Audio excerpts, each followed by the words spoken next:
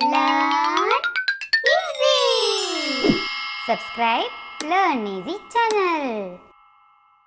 Hello kids, welcome to Learn Easy channel. आज की कक्षा में हम सीखेंगे रेफ की मात्रा। तो चलिए शुरू करें। तो बच्चों, आज मैं सिखाऊंगी आपको रेफ के रूप में र का प्रयोग। ये रेफ वाला र कहलाता है। ये देखिए, ये जो र है, ये इसकी मात्रा कैसे होती है? जो भी वर्ण है, जैसे मान लो क लिखा है, ये इसके ऊपर होती है।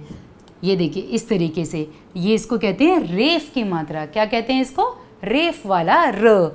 ये र की मात्रा होती है और ये कैसे प्रयोग होता है? रेफ के रूप में। और ये स्वर रहित होता है। इसका जो है, जो क्यों ये आधा होता है ना, स्वर रहित मतलब ये आधा है, तो इसलिए स्वर रहित है। ये स्वर रहित होता है।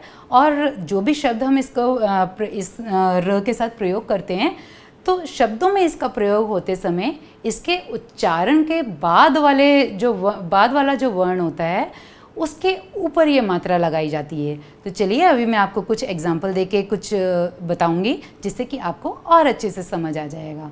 अब देखिए, जैसे यहाँ लिखा मैंने, जैसे यहाँ लिखा का, ठीक है, का, और का के बाद में मैंने अगर यहाँ र लगा दिया, ये है आधा र हमारा, ठीक है, ये है हमारा रेफ वाला र। का, र और य। अब आप बताइए इसको जोड़कर क्या बनेगा? का। अब ये र जो है आधा है, तो इसीलिए जो इसका अगला वर्ण है, मैंने अभी आपको बताया था ना, इसके अगले वर्ण के ऊपर लगती है मात्रा।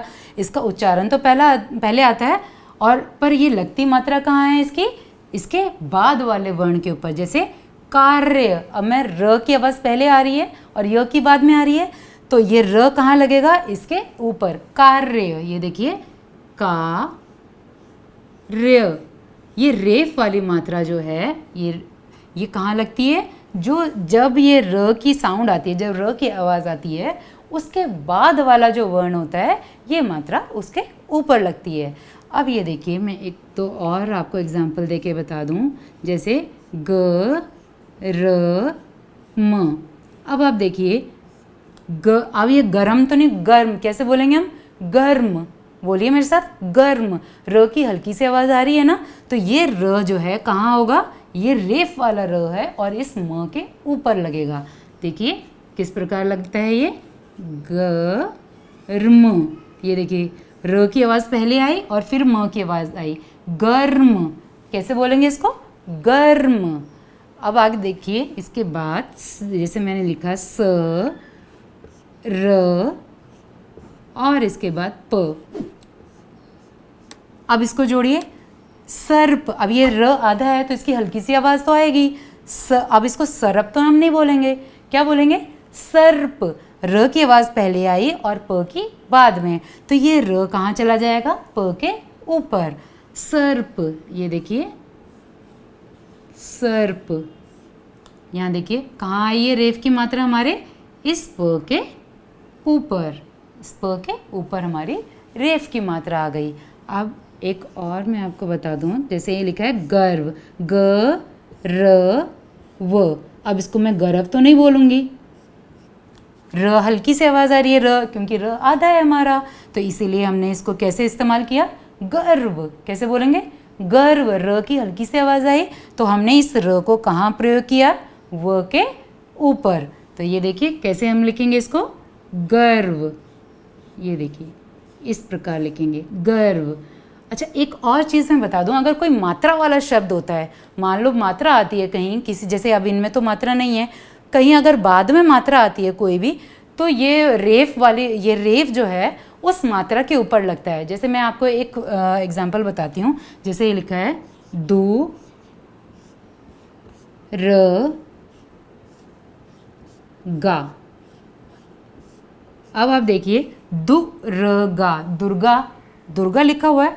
अब इसकी मात्रा कहाँ आएगी?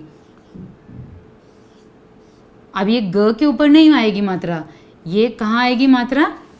इस ग के ऊपर नहीं आएगी, कहाँ आएगी? इसके बाद जो ग है, ग के बाद जो मात्रा लगी हुई है हमारी, ये रेफ उसके ऊपर लग जाएगा। ये देखिए इस तरीके से, दुर्गा, इसको कहीं बोलेंगे हम दुर्गा। इसी तरीके से अगर कोई बाद में बड़ी की मात्रा भी लगती है तो वो ये जो हमारा रेफ है वो उस ई की मात्रा के बाद लग जाएगा। तो बच्चों अभी मैं कुछ और शब्दों के द्वारा आपको ये बताती हूँ कि रेफ की मात्रा किस तरीके से लगाई जाती है, जिससे कि आपको और अच्छे से समझ आ जाएगा।